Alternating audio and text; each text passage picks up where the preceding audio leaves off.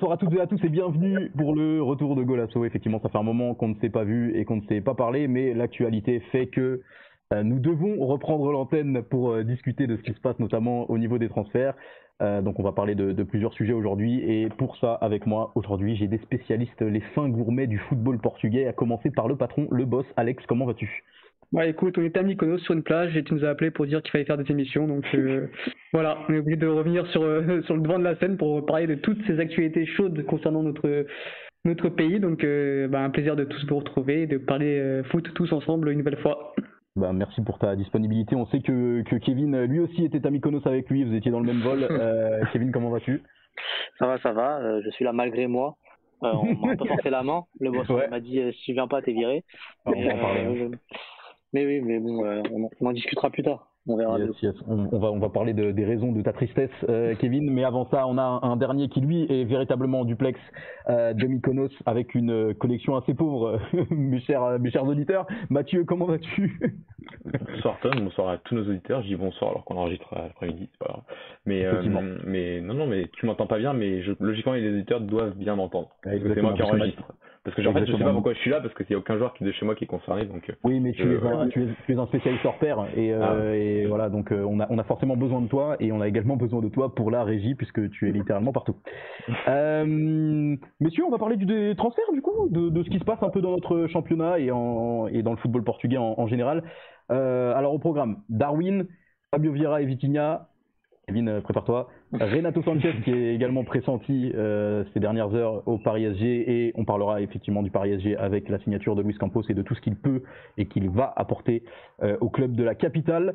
Darwin Núñez, messieurs, donc officiel pour sa part à Liverpool pour la coquette somme de 100 millions. Vendu par Benfica effectivement. Qu'est-ce qu'on en pense ? Qui est-ce qui veut débuter ? Peut-être Alex ou je ne sais qui. Vas-y, je pense qu'on va souvent te laisser la parole surtout parce que donc c'est 80 millions plus 20 millions dont 10 millions vraiment très faciles à atteindre, hein, donc je pense que c'est vraiment 90 millions de sûr et 10 millions en fonction des performances du joueur. Donc voilà, c'est très bien vendu de la part de Benfica. Personnellement, moi je voyais pas partir à ce prix-là. Je tablais plus sur un 60, 70. Mais c'est vrai que voilà, le marché actuel fait que si tu plantes beaucoup, si tu es un peu jeune, finalement quand tu vois qu'un Fabio Silva part pour 40 millions à Wolverhampton alors qu'il avait même pas une quinzaine de matchs à Porto, c'est presque logique de voir un Darwin qui après 2 bonnes saisons en Liga B-Win, avec 35 buts facilement inscrits cette saison, puisse partir pour le double. Donc voilà, toi, moi, c'est plus savoir ton avis, toi, tu l'as suivi toute la saison. On en a parlé un peu hors antenne, effectivement, on est à peu près tous d'accord en vrai, même ceux qui ne supportent pas spécialement Benfica, mais c'est un joueur à un énorme potentiel, hein, on est tous d'accord là-dessus. On trouve ça un peu surpayé, entre guillemets. Après, voilà, effectivement, c'est le football moderne, ce sont les prix. C'est un joueur qui, on le sait, n'est pas le plus fin du monde techniquement, mais qui sent le but, qui a un gros volume de jeu, qui va vite, qui pèse sur une défense. On l'a vu à 2 reprises d'ailleurs contre Liverpool. Pour ce qui est du prix, moi j'aurais tendance à croire que c'est un peu surpayé comme je l'ai dit. Maintenant, c'est un joueur qui a 22 ans, il faut qu'on le rappelle, parce que quand on le voit jouer, ça c'est quelque chose que j'ai remarqué, on ne se rend pas compte d'à quel point il est jeune et donc de la marge de progression qu'il a. Une trentaine de buts, dont 6 en Ligue des Champions cette saison, 6 contre des clubs qui ne sont pas des petits clubs, hein, que ce soit l'Ajax, que ce soit Liverpool, que ce soit le Barça, même si c'est pas le plus grand Barça du monde. Donc voilà, une vente qui est logique à mon sens. Ça aurait été une bêtise de le garder 1 an de plus. Et pour moi, qui est logique aussi pour lui-même, qui du coup rejoint la Première Ligue, qui est un championnat qui correspond parfaitement à ses qualités, donc que j'ai cité juste avant, du coup, à savoir sa vitesse, son impact physique, son volume de jeu, son sens du but. C'est un championnat dans lequel je pense qu'il va pouvoir s'adapter assez facilement, et surtout Liverpool, dans un sens, c'est bon pour lui, peut-être pas dans l'autre sens, ça on en reparlera, mais est-ce que Klopp n'est pas l'homme parfait justement pour lui faire gommer ces quelques défauts qu'il a, notamment au niveau de la confiance, qui a assez joué notamment sur sa première saison auprès de nous, où il avait fait un gros début de saison, et puis après, quand les résultats sont moins bien, excusez-moi, et quand et quand les choses se passent moins bien, en général, il perd un peu confiance et il peut avoir des gros trous durant une saison.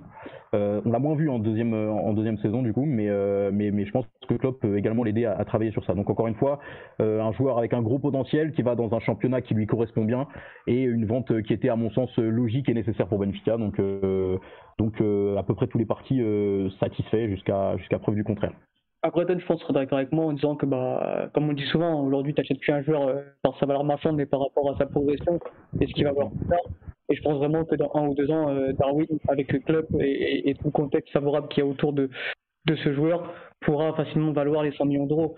Maintenant, c'est vrai qu'il y a une question qui reste en suspens, c'est comme on l'a souligné en off, c'est vrai que c'est un joueur qui marche à la confiance. Si demain, au bout de, je sais pas moi, 10 journées, il a toujours pas marqué de but ou que les prestations sont pas bonnes, qu'il loupe 2-3 passes de suite, c'est vrai que c'est un joueur qui peut vite sombrer et qui peut rester ensuite plusieurs mois en faisant n'importe quoi. Donc après, c'est vrai qu'à Benfica, il a eu des passages à vide dus à ce manque de confiance, mais aussi il a eu une grosse blessure. Il a joué avec cette blessure, on l'a su en fin de saison, qu'il n'a pas pu performer à cause de ça. Mais c'est vrai que c'est un joueur assez fragile mentalement. Donc voilà, c'est vrai qu'à 80 millions plus 20, le risque est assez grand, parce que c'est quand même la confiance dans le football aujourd'hui est très importante. Maintenant, le contexte lui est favorable, du sens où Klopp, généralement, ne fait pas n'importe quoi. Liverpool ne fait pas n'importe quoi. Et s'ils sont partis chercher Darwin, c'est justement pour le mettre en confiance et pour qu'il puisse avoir toutes les données possibles pour performer. C'est clair. Je ne sais pas si Kevin ou Mathieu voulaient rajouter quelque chose sur Darwin, mais oui, effectivement. Et puis même au niveau de ses problèmes de confiance, si je peux rajouter quelque chose, c'est surtout qu'on les a surtout vus lors de sa première saison. Ouais. On les a moins vus lors de la deuxième, et pourtant il a joué comme tu as dit en étant blessé et tout ça, donc c'était comment dire, et le contexte n'était pas forcément plus favorable lors de sa deuxième saison que la première, même s'il y a une belle campagne en Ligue des Champions. La saison a été quand même ratée du côté de Benfica. Et pour revenir à son problème de confiance, c'est quand même, alors ça c'est un autre sujet, mais c'est quand même assez caractéristique des Sud-Américains de nos jours, si je puis dire. Mathieu et Kevin. Moi, vous avez tout à fait raison de tout ce que vous avez dit. Et oui, moi par rapport à Klopp, je pense que c'est l'entraîneur idéal. Je pense que déjà son problème de confiance, je pense que c'est un mec qui est assez proche de ses joueurs et je pense qu'au niveau de la confiance, etc., je pense qu'il va lui en donner beaucoup. Donc même s'il aura des passes de moins bien, je pense que ça va lui permettre de progresser et je pense qu'il va lui parler, il va lui dire que ça arrive, c'est le football et que il va vite se remettre dedans. Donc je pense que c'est l'entraîneur idéal. En plus à Liverpool où c'est une équipe qui marche bien. En vrai, si tu arrives à te fondre dans le collectif, il pourra que marquer des buts et être performant. On a l'image d'un Diogo Jota par exemple qui est pas très à l'aise avec le ballon et dans cette équipe de Liverpool il s'épanouit, il marque des buts. Donc je pense que Darwin ne peut que s'épanouir à Liverpool aussi. Surtout en PL où je pense que les défenseurs, certains défenseurs sont assez lents et avec sa vitesse, je pense qu'il peut faire des ravages et marquer. Rien que contre Liverpool, vraiment en Ligue des Champions, on l'avait vu. Et la paire qui était quand même Van Dijk, Konaté, qui sont c'est pas les défenseurs du coin quoi. Et malgré ça, il a pesé et il a su même pousser Konaté à la faute. Donc moi je pense que il y a quand même un gros potentiel, surtout en première ligue quoi. Mathieu, si tu veux. Et juste, oui, après, moi, je suis d'accord avec vous. Je pense que 100 millions, c'est très bien, très, très, très bien vendu de Benfica. Je pense que c'est une très, très bonne affaire. Même si, pour moi, il ne les vaut pas, même si on parle de potentiel, je pense que 80 millions, ça aurait été un peu mieux déjà, même par rapport à son potentiel. Mais c'est une très bonne vente et par rapport à Porto, eux, ce qu'ils arrivent bien à faire, c'est à vendre leurs joueurs à des prix très attractifs. Tu m'offres une belle transition, je ne sais pas si Mathieu veut rajouter quelque chose sur Darwin. Si quand même si tu as fait un très très bon résumé tout à l'heure et tu es quelqu'un de très polyvalent, à la fois capable de présenter et de faire des résumés parfaits, ou presque parfaits. Mais il y a des petites choses, il y a aussi des petites choses à dire, c'est aussi le parcours européen de Benfica qui valorise aussi Darwin. C'est surtout ça, s'il avait fait tu vois, des joueurs qui ont mis 20-25 buts en Ligue Bwin et qui ensuite sont partis aussi pour des prix raisonnables et tu vois, des Nima, des Jonas ont mis plus de buts encore sur une saison et n'ont pas été vendus. Voilà, donc il y a ce côté à la fois Europe, il y a le côté de jeunesse bien sûr, c'est encore un joueur qui est très très jeune, 22 ans seulement, et donc c'est ça qui attire. Ça va aussi un peu revenir avec les transferts de Vieira et d'Itinha, je pense, c'est un peu ce côté anticipation pour ces grands clubs. Alors ils le payent déjà très cher, mais bon, ils veulent pas que Darwin parte ailleurs, et c'est vrai que le côté jeu, comme vous l'avez dit, oui, Darwin est un joueur qui qui peut-être correspond plus dans le jeu offensif de Liverpool. Je pense qu'il aurait été aussi peut-être très bien Atletico dans une idée différente, mais ça aurait aussi plutôt bien marché. City, ça aurait été beaucoup plus compliqué, je pense. Mais Liverpool, c'est là. Moi, ce qui m'a étonné un peu, c'est Liverpool, là, c'était un peu plus le besoin, c'est-à-dire que j'en ai un peu parlé sur Twitter, c'est le côté que sur les dernières années, tu en poste de neuf. Alors, à savoir, est-ce qu'il va jouer neuf? Moi, je pense qu'il est plus là pour jouer neuf que pour jouer sur un côté, étant donné que tu as pris Luis Diaz il y a 6 mois. Mais voilà, quand tu as eu Firmino pendant des années, quand tu as eu un Mané sur ces dernières saisons, surtout cette année qui a fait cette transition de numéro 9, 9 et 9, 9 et demi, capable d'être un super joueur positionnel pour explorer l'espace entre les lignes, pour créer ce surnombre à l'intérieur, pour vraiment être ce 9 très présent dans le jeu et ensuite libérer un peu créer les espaces et libérer un peu le travail pour les ailiers qui étaient Salah et puis donc un peu plus ensuite Louisa sur la deuxième partie de saison. Là, c'est quand même un joueur qui est largement différent. Darwin, c'est pas un joueur qui fait le jeu, c'est un joueur limite autosuffisant dans le côté qu'il est. Si Benfica fait une bonne saison, finalement championnat, enfin bonne saison, si Benfica arrive à s'en sortir quand même tranquillement pour atteindre le podium cette année, c'est aussi parce que tu as un Darwin qui marque des buts et qui parfois marque des buts tout seul, qui a besoin de peu d'organisation collective autour de lui, et on a bien vu Benfica collectivement en termes de, on était très loin d'une organisation collective hyper huilée, mais tu avais un joueur qui était capable d'être très présent dans la surface, qui a un bon jeu de tête, qui est capable de se créer des occasions un peu lui tout seul, qui est capable de marquer, qui est vraiment aussi fort devant le but, faut aussi le dire, c'est quelqu'un qui a très peu raté. Donc voilà, c'est vrai qu'on a peu d'échantillons finalement, on a que 2 saisons à ce niveau-là. Il y a une saison à Almeria que personnellement j'ai entendu parler, mais j'ai pas observé plus que ça. Et on a 2 saisons finalement à ce niveau-là, dont une avec un bon parcours en Ligue des Champions tout de même, qui a bien valorisé le joueur. Et Benfica ensuite fait tout ce qu'il y a à faire. C'est-à-dire pour moi c'est pas le meilleur attaquant, enfin c'est peut-être le meilleur attaquant à cet âge-là qui est passé par Benfica sur les dernières années, ça c'est sûr. Est-ce que c'est le meilleur attaquant qui est passé par Benfica sur ces 10-15 années? J'en suis pas totalement sûr. Mais en tout cas, tu as une opportunité de le vendre et de renflouer tes caisses. Et dans un moment aussi où il y a peut-être pas mal de choses à faire au niveau de l'effectif de Benfica pour être amélioré, une telle vente peut permettre de voir un peu l'avenir aussi un peu plus tranquillement. Donc non, le timing est bon, le prix est extraordinaire et voilà, aussi mettre en évidence au fait que les parcours européens, même en Ligue Europa, valorisent très bien les joueurs, notamment les joueurs qui sortent du championnat portugais. C'est un truc à souligner, c'est que c'est vrai qu'on souvent ceux qui ne regardent pas la Liga, le championnat portugais disent oui bon il a marqué 35 buts mais c'est dans le championnat portugais.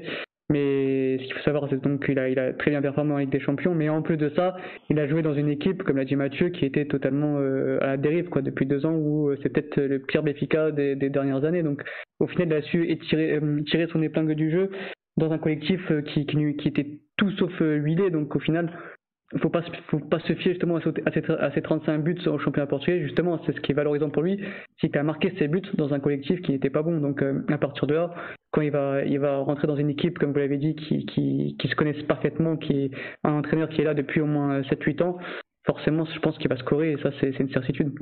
En tout cas, il aura des occasions avec les déposeurs de galettes qui constituent l'effectif de Liverpool. Il y a moyen qu'il fasse un carton. Et en tout cas, on lui souhaite bon vent. Et merci pour ce beau chèque qui, en effet, nous renfloue nos caisses, entre guillemets, et que Benfica a donc su bien valoriser. Chose que Porto ne sait pas trop faire ces derniers temps, en tout cas, quand on voit Luis Diaz et quand on voit les rumeurs dont on va parler tout de suite, à savoir Fabio Vieira pour 35 millions à Arsenal. C'est pas encore officiel, mais un communiqué a déjà été fait par Porto, donc ça va être vraiment imminent. Et Vitinha qui se rapproche également du PSG. On commence par Fabio Vieira. Kevin, évidemment, forcément, après on demandera également à nos spécialistes des jeunes portugais. Qu'est-ce que tu penses de ce transfert un peu sorti de nulle part malgré tout, en 48 heures, 2 grosses rumeurs de vos 2 plus gros cracks, concrètement on peut le dire. Qu'est-ce qui se passe en fait? Et dis-nous tout. Ouais, comme tu l'as dit, 2 rumeurs surprises, on les attendait pas venir. Surtout Fabio Vieira qui arrivait d'un coup et le lendemain c'est officialisé. Pour moi c'est un transfert incompréhensible des 2 côtés. Des 2 côtés je ne comprends pas ce transfert. Des 3 côtés. Même des 3 côtés aussi. De tous les côtés. Après il y en a un je pense qui a été forcé de partir. Je pense que c'est Fabio Vieira je pense qu'il voulait rester, et je pense que déjà pour sa progression il aurait dû rester, mais après toutes les parties comme il l'a dit étaient d'accord et qu'il fallait qu'il parte, surtout dans un club comme on a pu le voir, qui a déjà un 10 qui est performant avec Odegaard, donc il va venir pour être remplaçant. Donc c'est un choix que je comprends pas. Après, c'est pour assurer la relève. Mais bon, je pense que c'est un joueur qui a besoin de jouer. Bon, la relève, de garder encore jeune, quoi. C'est pas comme si Odegaard avait 36 ans et que ouais. C'est ça, mais si en gros une potentielle vente de Odegaard, voilà. Mais même comme ça, je comprends pas ce choix. Surtout que ça freine sa progression. Il part d'un club où il n'a pas été totalement titulaire, à l'inverse de Vitinha. C'est ce que j'allais dire. Excuse-moi de te couper, mais du coup, ça, justement, à la limite, vendre Vitinha faisait sens.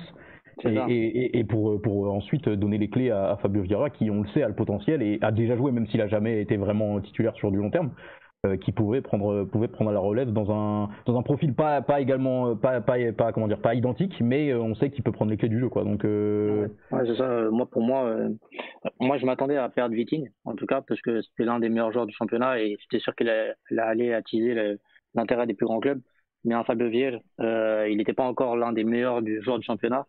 Il avait fait des bonnes passes, mais il avait encore quelques trucs perfectibles, notamment son jeu sans ballon, où c'est pas encore totalement ça, même s'il a progressé. Et oui, pour moi, il aurait dû rester encore une année de plus et totalement s'imposer avec ses Porto et montrer tout son talent, encore comme il a fait l'année dernière, mais encore plus, parce qu'il a quand même des stats incroyables. Je crois que c'est l'un des meilleurs. Il a le meilleur ratio en termes de passe D par rapport au minutes jouées. Il a 23 PA en 21 titularisations, comme ça. Donc il a 16 passes décisives, 14 passes décisives et 7 buts. Donc en 21 titularisations, c'est incroyable. C'est incroyable pour un joueur qui joue pas tous les matchs. On connaît sa qualité, sa qualité de passe, elle est incroyable. Je pense que c'est ce qu'il fait de mieux au monde. À n'en pas douter, je pense qu'il fera une grande carrière. Mais bon, c'est un peu lui couper l'herbe sous le pied en le balançant à Arsenal, comme ça, dans un club quand même important d'Angleterre, ou dans un championnat qui est assez rugueux, l'APL. Il y a beaucoup de joueurs portugais qui se sont cassés les dents jeunes en allant là-bas. Trincao, Fabio Silva qui n'a pas encore émergé, Vitinha qui est revenu parce qu'il n'avait pas tant de jeu. Donc j'ai un peu peur pour lui, même si je sais qu'il va faire une grande carrière parce qu'il a le talent nécessaire. Mais j'ai un peu peur parce que ça va freiner un peu, je pense. C'est clair. J'avais une question que j'ai complètement oubliée. Alors, deux choses. Premièrement, je vais devoir vous quitter dans quelques minutes, mes chers amis. Donc, on va... Alors oui, je me souviens de ma question, c'est bon. On va d'abord terminer sur Fabio Vieira, on parlera ensuite plus précisément de Vitinha, mais je ne serai plus là pour Vitinha. Donc, je préviens Alex que je vais poser une question à Kevin et que ensuite c'est toi qui devras reprendre la main, car comme convenu, j'ai des rendez-vous business, effectivement. Du coup, ma question est la suivante, Kevin.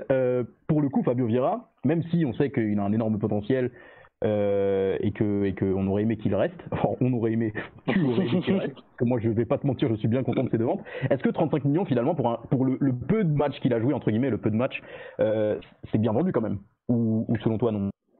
Bah, c'est 35 millions de plus 5 millions d'objectifs, mais pour moi c'est mal vendu, parce que pour moi tu vas en tirer encore 20 millions de plus s'il fait encore une saison supplémentaire c'est Porto. Et surtout le problème c'est que nous, on fixe des clauses très basses et que ça permet à des clubs de venir et de péter la clause directement. Donc ça, c'est problématique et on n'arrive pas à changer ça. Du coup, voilà, ça c'est un des problèmes déjà. Et oui, pour moi, il a le talent pour valoir bien plus. Après, 40 millions, c'est une bonne somme pour un joueur qui a pas tout en titulaire, qui a pas encore prouvé beaucoup de choses au haut niveau. Mais pour moi, on aurait pu tirer plus différemment. Alors juste, Alex, du coup, je te donne la main, je m'en vais, merci à tous, voilà, bisous à tous, et Alex, ton avis du coup sur Fabio Vieira et ensuite le reste de l'émission. Non, pour compléter ce que tu dis, Kevin, c'est vrai que ce qui est frustrant, c'est que tu peux te dire, oui, finalement, s'il fait une saison en tant que titulaire encore indiscutable, il peut partir pour 20 millions de plus. Après, sa clause était à 50 millions, si je dis pas de bêtises. Donc je ne sais pas s'il aurait prolongé encore, donc forcément il serait parti pour peut-être 10 millions de plus. Mais ce qui est chiant, c'est que tu perds un joueur sportivement qui était en pleine bourre, quoi, qui aurait pu encore progresser et qui aurait pu prendre son envol l'année prochaine et postuler même pour une place, je dirais pas pour la Coupe du Monde en 2022 parce que c'est un peu trop tard, mais pour ensuite intégrer la sélection au mois de juin prochain. Et ce qui est dommage, c'est que au final, bon, ok, 40 millions c'est bien parce qu'au final, si on se penche de plus près, il n'y a pas beaucoup de joueurs qui sont partis pour plus de 40 millions en Liga NOS. Et c'est le problème de ton club notamment qui vend de plus en plus mal et qui sont obligés de vendre de plus en plus rapidement à n'importe quel prix limite. Donc ouais, t'as tout dit, hein. C'est dommage. Je sais pas, moi, je vois au niveau des trois parties, je vois pas qui en sort gagnant à part peut-être Arsenal, parce que forcément ils vont recruter un très bon joueur. Pour eux, 40 millions c'est peut-être beaucoup maintenant, mais ils vont vite se rendre compte que finalement c'est peut-être pas, c'est une limite. Ils auront pu en fait, ils ont plus anticipé autre chose parce que s'ils auraient attendu un an, ils auraient payé 20 millions de plus. Donc oui, Arsenal, c'est une bonne affaire parce ils ont recruté un jeune talent qui pourra ensuite se fondre dans un collectif et remplacer des joueurs comme Odegaard. Et Smith Rowe, bon maintenant lui, il joue plus sur le côté gauche, donc c'est plus vraiment une concurrence.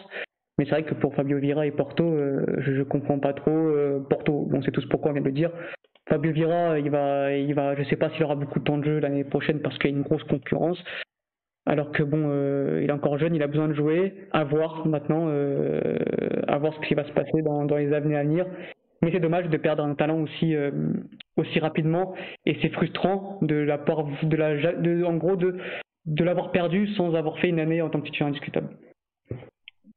C'est ça, surtout qu'en plus c'est un joueur qui est assez décisif. En vrai, c'est un joueur qui tape beaucoup et on en avait vraiment besoin au milieu de terrain. Je pense qu'un joueur qui fait autant de buts et de passes D, c'est assez difficile de trouver ce profil-là. En tout cas, on l'a pas pour l'instant, nous, c'est Porto. Et j'ai oublié ce que je voulais dire. Donc, tu peux laisser la main à Mathieu. Avant de lancer, Mathieu, je vais te poser une question aussi. C'est vrai qu'aujourd'hui, au Portugal, on a de plus en plus de joueurs qui statent, mais qui font peu de choses sur le terrain. Et contrairement à des joueurs comme justement Diogo Jota ou Bruno Fernandes qui ont beaucoup de stats, Fabio Vieira, lui, propose des choses sur le terrain et à partir de rien peut créer des occasions et n'a pas autant de déchets que son compère, le numéro 11 de la sélection portugaise. Oui, c'est surtout ça. Hein. Du côté de Porto, l'année dernière, on a quand même eu donc un Luis Diaz qui était aussi un peu ce joueur qui était capable de marquer un peu de rien, en tout cas d'être un joueur hyper décisif et hyper en pleine bourre et d'une dangerosité en termes de but et de passe décisive assez impressionnante et juste d'occasion créée, que ce soit pour marquer ou pour faire marquer. Fabio Vieira a un peu repris le flambeau et je pense qu'aussi le fait que quand il y avait finalement ni l'un ni l'autre, Porto a fait en deuxième partie de saison des matchs un peu plus moyens en termes de qualité de jeu. Mais ouais, je suis tout à fait d'accord avec toi. Alors après, Bruno Fernandes a quand même eu des saisons où il a été quand même été bon.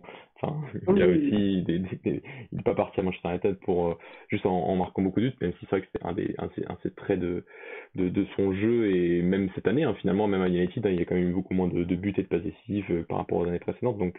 Donc oui, Fabio Vieira est un joueur qui, si on lui enlève les buts et les passes décisives, reste un joueur qui est très créatif, qui crée, qui dribble, qui passe, qui a vraiment Porto a dans ses rangs et on en parlera aussi après, mais de joueurs d'une créativité à différents échelons du terrain finalement, mais qui sont assez incroyables et c'est pas rien finalement quand Fabio Vieira est élu. Bon, pour moi c'était pas le meilleur joueur de l'Euro 21 dernière, c'était Vitinha, mais ça c'est juste un avis personnel.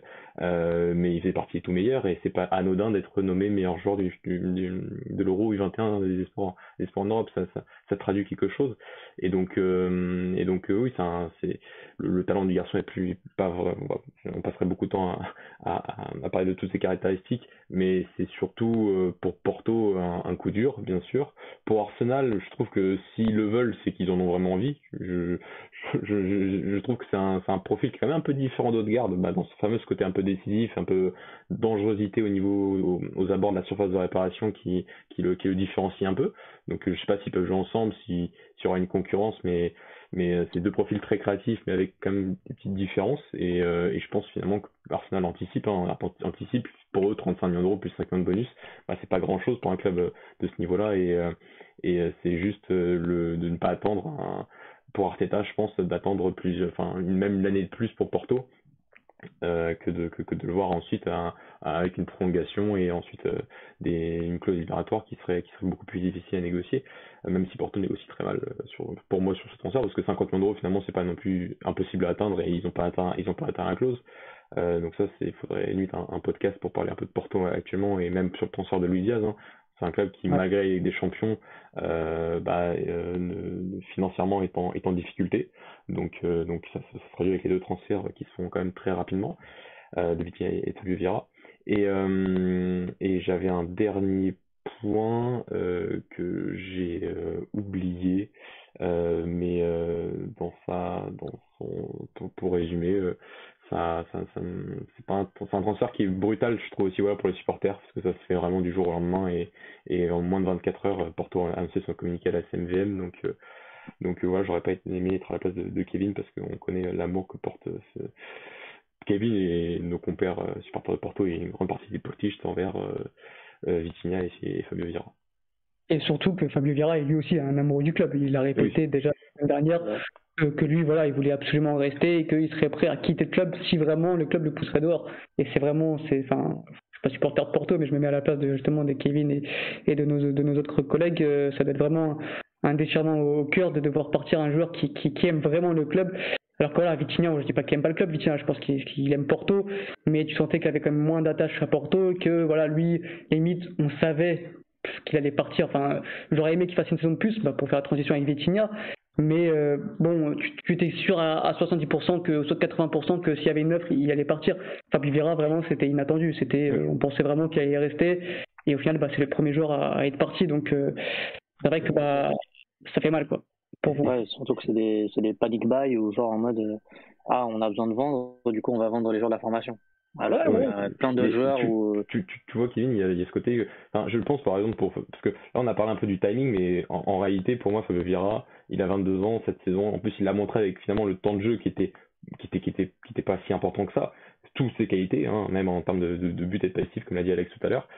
Pour moi, c'est un joueur qui est déjà en équipe, enfin, qui a gravi les échelons parfaitement, en réalité, presque, que ce soit chez les jeunes, que ce soit avec la Youth League, que ce soit avec l'équipe B juste après, où il a été extrêmement performant, il est l'un des tout meilleurs joueurs du championnat D2, donc il a passé toutes les étapes assez facilement, presque, jusqu'à l'équipe A, où ça a été un peu plus compliqué, et finalement, je trouve, après c'est par rapport à Conceição, je me dis que voilà, par rapport à Fabio Vieira, il a été un peu plus sévère qu'avec d'autres par rapport à lui, et que finalement à cet âge-là, Fabio Vieira aurait déjà dû en cette fin de saison-là, et il l'a montré cette année qu'il aurait pu être peut-être avec encore plus de passif, avec encore plus de temps de jeu, avec encore plus de ce côté décisif, et déjà en fait il aurait pu être on aurait pu parler dès cet été de montants beaucoup plus élevés pour ce garçon-là. Mais Fabio Vieira, voilà, je pense que pour Conceição, ça limite le gêne moins que Vitinha. On en a souvent parlé. Vitinha, pour moi, c'est le coup de cœur de Conceição depuis des années. Il l'a fait progresser au niveau du jeu sans ballon. Et à partir de là, cette année, on a vu un joueur qui était parfait pour le milieu de terrain du FC Porto de Conceição. Fabio Vieira, j'ai toujours trouvé qu'il avait un peu plus de mal avec lui. Et que finalement, s'il fallait en faire partir un des deux, c'était lui. Maintenant, le problème, c'est que les deux sont partis. Ça fait un peu la transition par rapport à Vitinha qui laisse faire planer le doute quand même sur la saison de Porto l'année prochaine. C'est ça. Là, t'as Porto qui perd le duo magique parce que dans le sens depuis des années sur ce duo si incroyable. C'est pas juste parce qu'ils sont forts au foot, c'est parce qu'au fait, si on regarde si on prend du recul, ce duo a permis, pas Porto de gagner la Youth League parce que Vitor Ferreira, donc Vitinha, n'était pas titulaire à cette époque-là. Mais au final, ce duo ensemble, c'est une finale d'Euro 19 en 2019, c'est une finale d'Euro 21 en 2020. 21, ouais, c'est ça. Donc au final, c'est juste en fait ce duo, dès qu'il est ensemble, tu as l'assurance d'avoir du beau jeu, mais aussi des résultats. Et comme par hasard, la meilleure période de Porto après Luis Diaz, c'est quand ce duo était sur le terrain. Donc perdre les deux d'un coup, c'est vraiment une énorme perte pour les FC Porto qui vont avoir intérêt à bien recruter pour combler cette perte-là. Et je suis pas sûr que tu puisses capable de le combler même si tu achètes des autres joueurs.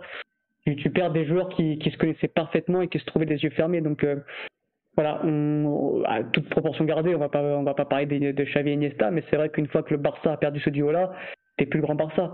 Donc là, j'ai peur pour la suite du FC Porto qu'en perdant Vitinha et Fabio Vieira en même temps, ça serait très très très compliqué pour leur suite. Et donc justement pour parler de Vitinha, Mathieu, tu l'as dit, c'était vraiment le coup de cœur de Sergio Conceição.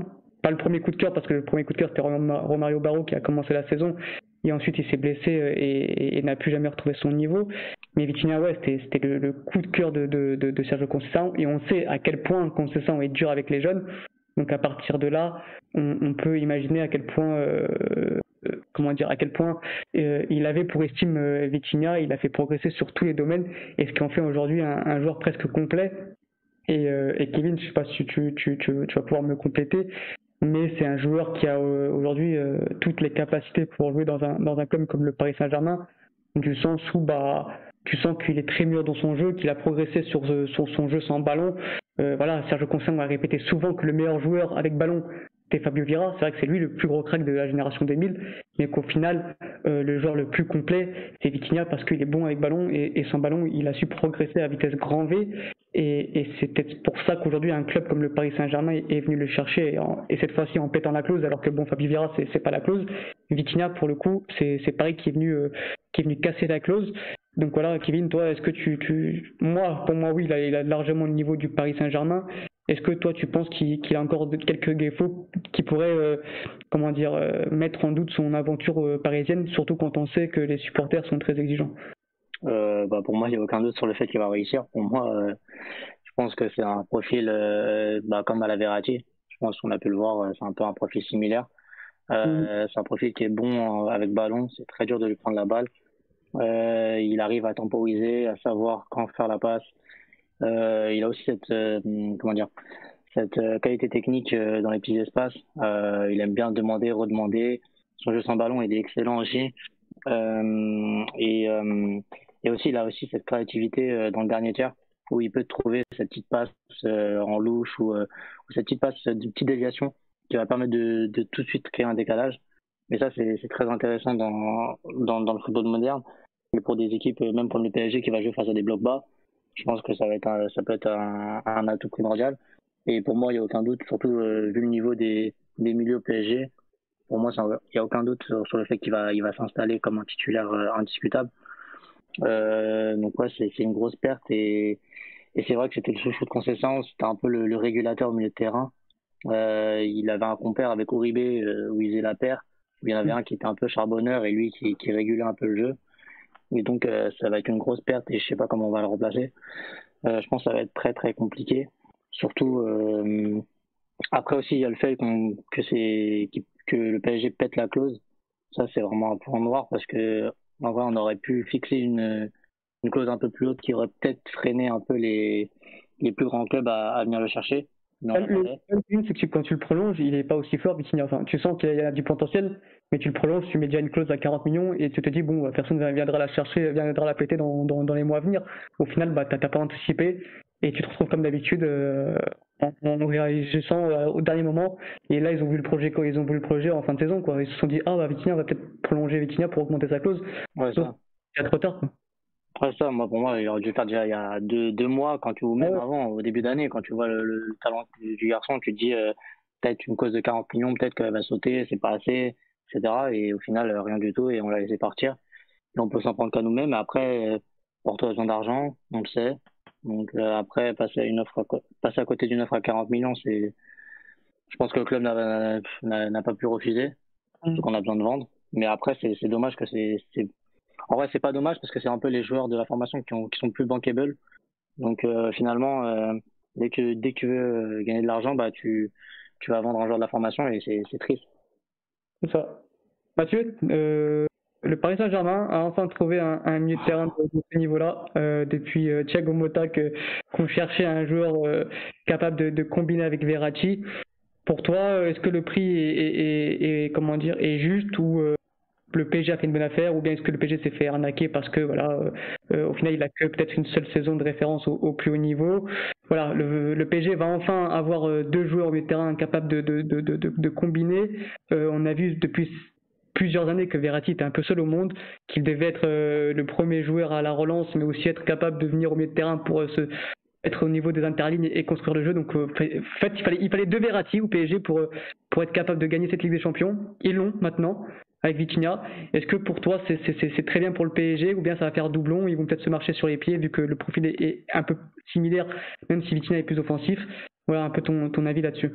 Ouais, t'as raison, pour moi, et Kevin le disait bien, c'est vrai que le plus, peut-être que ce qui différencie un peu les deux en termes de profil, pas en termes de niveau, parce que bon, j'ai encore envie de dire que Marco Verratti est un top mondial déjà à l'heure actuelle, alors que Vitinha a encore un peu de marge, mais c'est vrai que c'est ce côté un peu, la relation avec le dernier tiers qu'a Vitinha, capacité un peu plus à conduire, à s'insérer dans le dernier tiers, à faire un peu cette dernière passe qui casse la ligne défensive, que ce soit par, voilà, comme dit Kevin, c'est vrai que c'est un peu l'image qui revient souvent de la louche ou de une simple passe qui va briser cette ligne défensive.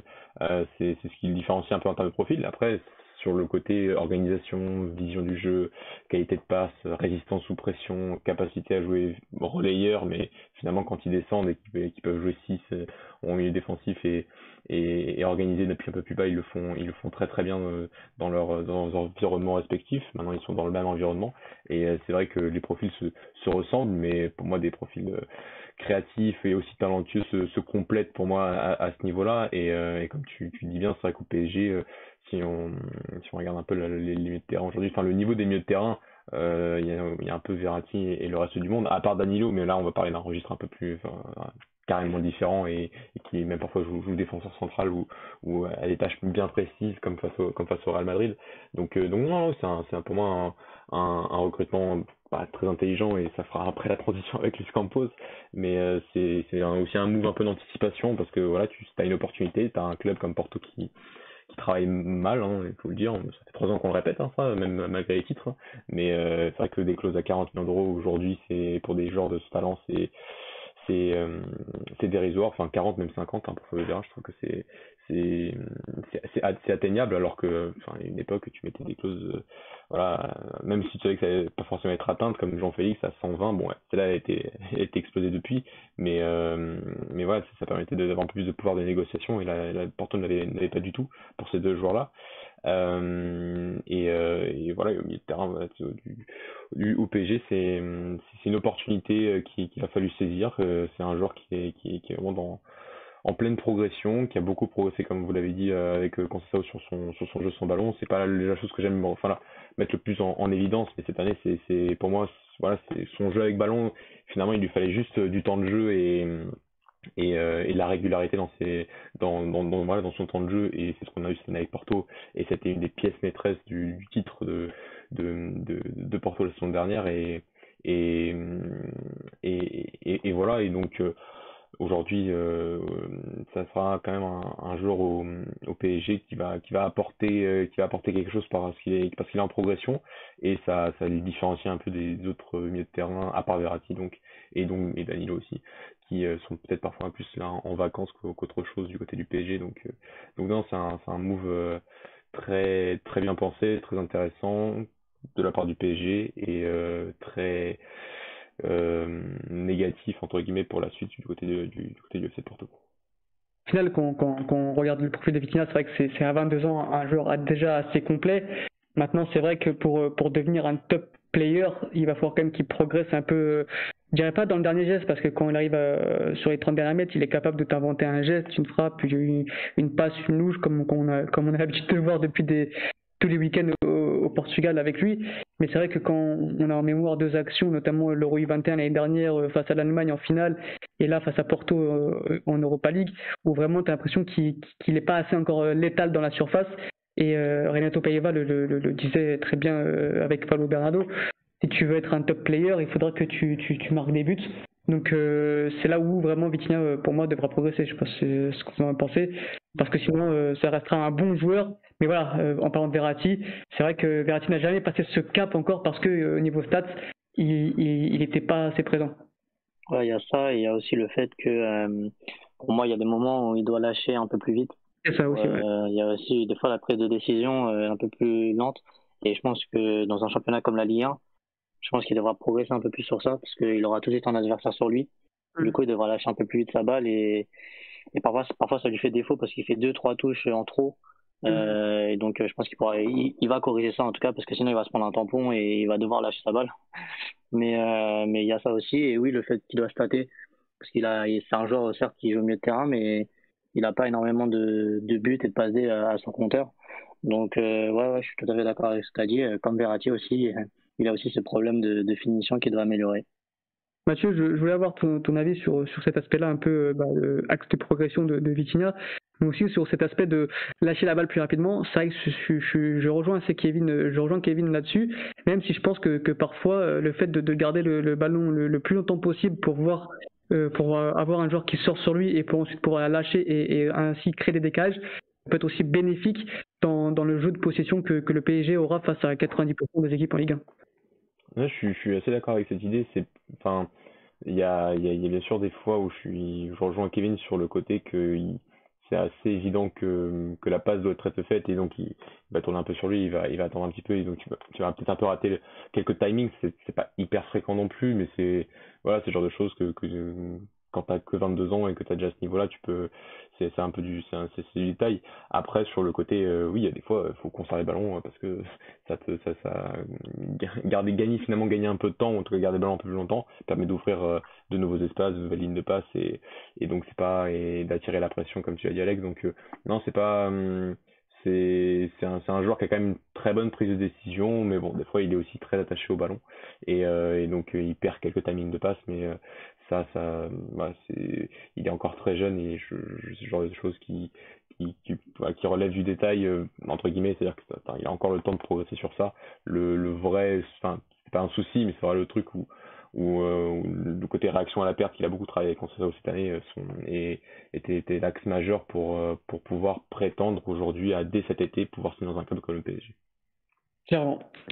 Et pour rester sur le PSG, il y a une rumeur qui circule de plus en plus. On n'a pas l'habitude de commenter des rumeurs, mais je voudrais un peu avoir votre avis là-dessus, vu qu'on fait un podcast, et je sais pas quand est-ce qu'on en fera d'autres, et autant être complet au maximum. C'est sur la rumeur Renato Sanchez au PSG. Les garçons, on parlait de profil doublon là entre Verratti et Vitinha, même si Vitinha, comme on l'a dit, est quand même un peu plus offensif. Là, avec Renato Sanchez, tu vois aussi un profil totalement différent. Voilà, votre avis là-dessus. Moi, vous connaissez tout l'amour que j'ai pour ce joueur-là, donc forcément, je suis très très content de l'avoir au PSG, comme je suis très très content d'avoir Vitinha au PSG. Maintenant, c'est vrai que bon, à 30 millions, à un an de la fin de son contrat, c'est peut-être risqué au vu de ses nombreuses blessures. Malheureusement, c'est un joueur qui se blesse très très souvent depuis maintenant 4-5 ans. Maintenant, si ça part de 20 millions, je pense vraiment que c'est une affaire, qu'on prend très peu de risques à faire ce joueur à 20 millions d'euros, car on sait que quand il est en forme, il fait partie des tout meilleurs à son poste au monde. Donc voilà, je voulais un peu avoir votre avis là-dessus. Est-ce que pour vous, c'est comment dire, c'est risqué au vu de ces blessures, de la vie parisienne qu'on entend aussi souvent, qui peut permettre aussi à Renato de ne pas avoir la tête au foot, ou bien avoir un Renato dans son équipe, peu importe le prix, c'est une affaire. Pour moi, déjà, je pense que déjà le truc qu'il faut se dire, c'est que si la rumeur Renato vient, je pense que ça veut dire que Galtier va vraisemblablement être l'entraîneur. Oui. Je pense que vu qu'ils ont déjà travaillé ensemble à Lille, je pense que c'est sûr et certain que Galtier va signer du coup. Et du coup, je pense que c'est une bonne chose parce qu'ils ont quand même été champions de France ensemble. Je pense qu'il sait comment joue Galtier, il a un peu les notions tactiques aussi. Et après, pour moi, le prix aussi va déterminer si ça va être une bonne affaire ou non, comme tu l'as dit. Parce que pour moi, un joueur qui se blesse autant, c'est un joueur qui n'est pas fiable, et un joueur qui... en vrai, tu vas te dire à n'importe quel moment, ah tiens, je vais faire une compo, ah mais lui, il va pas être là, lui, il va pas être là. C'est difficile de planifier des choses avec des joueurs comme ça, même si on connaît la qualité du garçon et que s'il a son top forme, à sa forme plutôt optimale, franchement, il y a très peu de milieux de terrain qui peuvent le concurrencer. Surtout qu'il a ce profil de joueur qui casse les lignes avec le ballon, ce profil aussi créatif qui peut jouer sur le côté. C'est un joueur assez technique.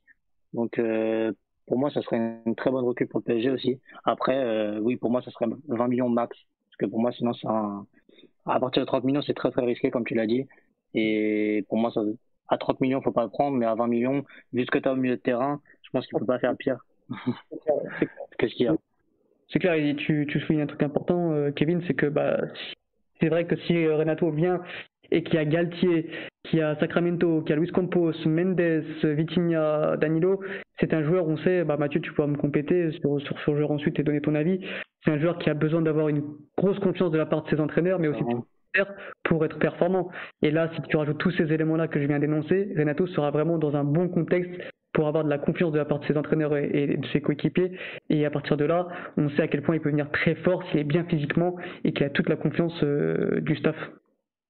Oui, totalement. Et sur le côté environnement et sur un peu l'idée de nuit parisienne, moi je suis pas inquiet parce qu'à Campos, Déjà parce qu'il y a Campos. Après, s'il y a Galtier finalement encore mieux pour lui, hein. Peut-être pas pour le PSG, mais en tout cas mieux pour lui. Et plus le cadre avec Mendes, bien sûr, Danilo et Vitinha, oui, c'est un cadre, il a besoin d'avoir un cadre de confiance moi,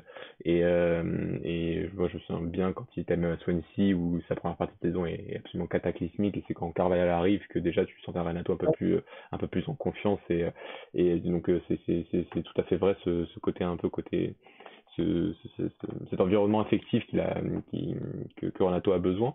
Maintenant, sur le joueur en lui-même, vous avez dit quasiment tout dit, hein. C'est vrai qu'à ce prix-là, pour un joueur qui quand même malgré tout se blesse trop régulièrement malheureusement, et c'est ce qui entache un peu ses 3 saisons à Lille, hein, parce que quand il était en pleine forme, il y avait vraiment pas beaucoup de doutes. Je me souviens très bien de l'émission qu'on avait fait quand il avait signé à l'époque, c'était le début de Golasso, et on était voilà, dès qu'il a été épargné par les blessures, il a été un superbe niveau du côté de Lille. Maintenant voilà, il y a eu trop de blessures, il y a quand même eu un titre de Lille l'année dernière, et finalement ça n'a pas été, peut-être même pas dans les top 5 des joueurs les plus importants de Lille l'année dernière, alors que Lille a été champion. Donc il y a quand même quelques petites déceptions par rapport au passage de Renato à Lille, je trouve. Maintenant, si à un an de la fin de son contrat et pour ce prix-là, c'est une opportunité, c'est un milieu de terrain qui reste encore très jeune, c'est un milieu de terrain qui apporte un profil quand même très différent, et du côté du PSG, qui peut se compléter avec le reste. Donc non, ça peut être l'intérêt de Campos et du PSG pour Renato se comprend. Maintenant, c'est vrai qu'il y avait aussi ce deal qui transparaissait du côté du Milan AC depuis plusieurs mois maintenant, et qui aussi m'aurait été, je trouve, m'aurait bien plu pour lui, parce que voilà, le Milan AC a aussi ce côté de recruter aussi depuis quelques années de manière très minutieuse, et je pense qu'il aurait été aussi dans un très bon cadre là-bas. Donc voilà, donc dans les deux cas, j'attends de voir. Ça reste un joueur voilà, que beaucoup dans l'équipe et ailleurs on aime beaucoup. Et c'est vrai que ces blessures ces dernières années frustrent un peu, mais dans tous les cas, l'avenir de Renato sera intéressant à suivre. Bien sûr, après c'est vrai qu'on a peut-être du mal à imaginer sur un terrain un trio Renato, Vitinha, Verratti, parce que c'est vrai que défensivement ça peut vite devenir compliqué. Maintenant, c'est vrai que là, en recrutant Vitinha et Renato, le PSG passe dans un autre niveau au milieu de terrain depuis tant d'années qu'on attend ça. Donc forcément, ça montre tout le travail de Luis Campos, et la transition, du coup, putain, c'est pas mal cette chose. Tu n'as rien perdu, hein. Ah, j'ai rien perdu, regardez là. Voilà, une petite transition pour Luis Campos qui en 24 heures a peut-être fait un meilleur travail que Leonardo en 2 ans, 3 ans. Donc voilà, c'est beau, on n'en a pas parlé depuis la rumeur Campos. Il a été officialisé la semaine dernière, donc on peut enfin en parler. Voilà, Campos qui rejoint le PSG en tant que conseiller sportif et non pas directeur sportif, ça change beaucoup de choses. Il va travailler aussi avec le Celta Vigo, ça c'est un truc qui me dérange, mais c'est plus subjectif.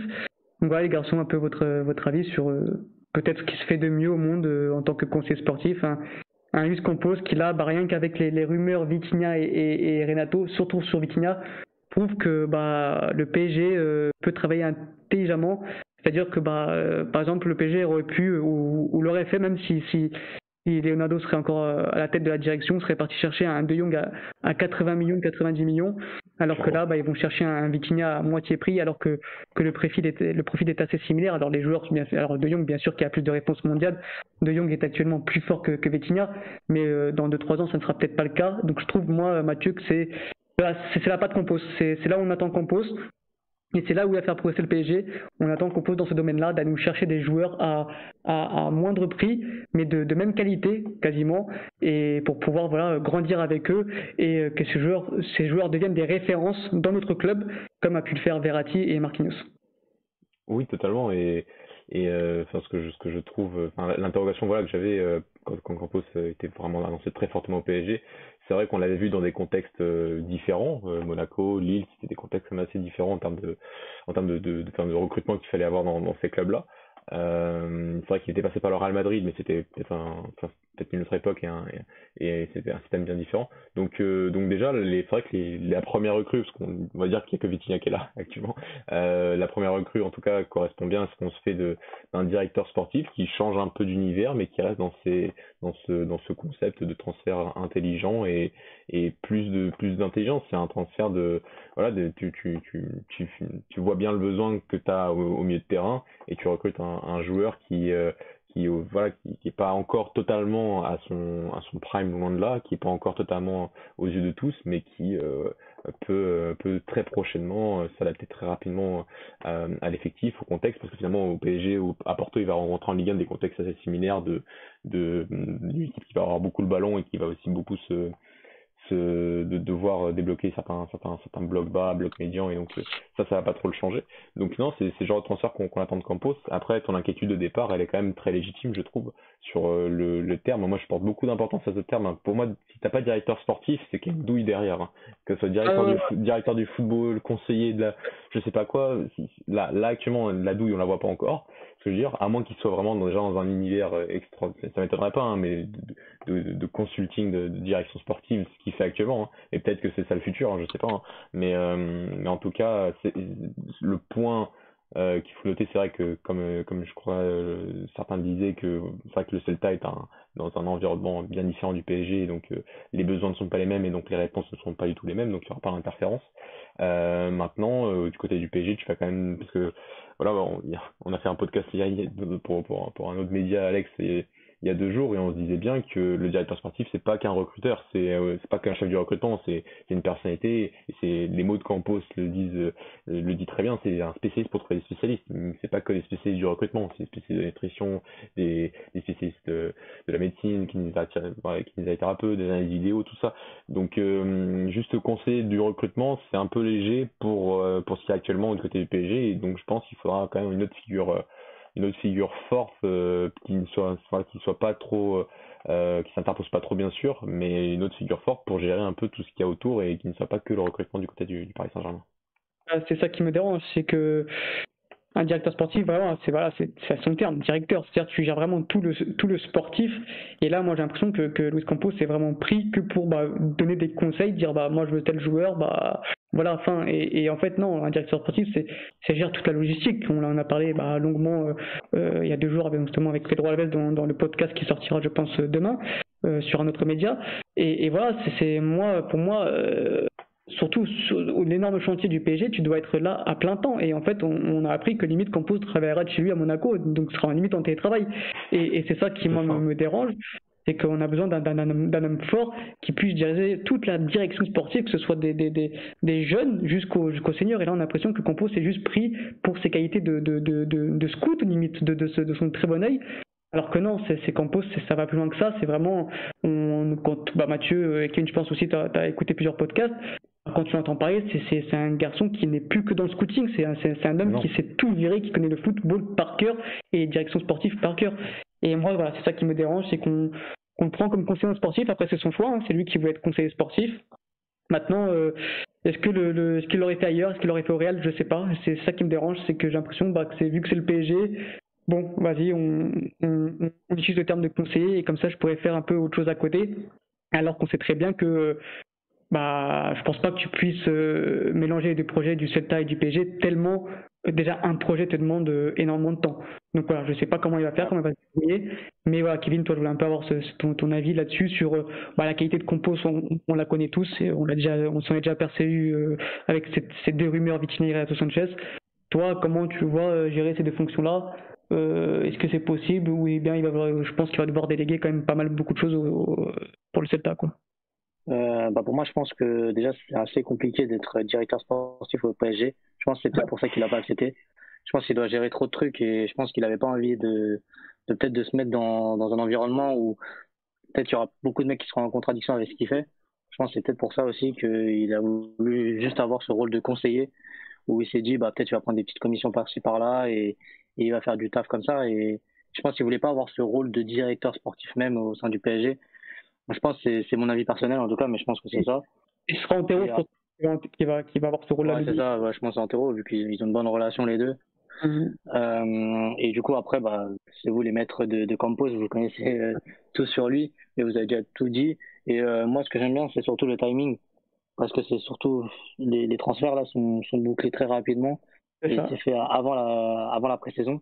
Du coup, l'entraîneur qui va arriver, à part l'entraîneur par exemple qui n'a pas été encore officialisé, et ça c'est un peu dommage parce que tu fais des recrues sans avoir l'avis de l'entraîneur. Mais bon, je pense que ça sera Galtier, donc voilà. Et au moins c'est bien parce que le timing comme ça, tu peux préparer en moins à faire une bonne pré-saison avec tous les joueurs que tu veux. Et c'est mieux déjà pour préparer la saison et avoir déjà l'effectif rodé dès le départ, ce qui est pas forcément le cas pour certains clubs qui font tout à la dernière minute.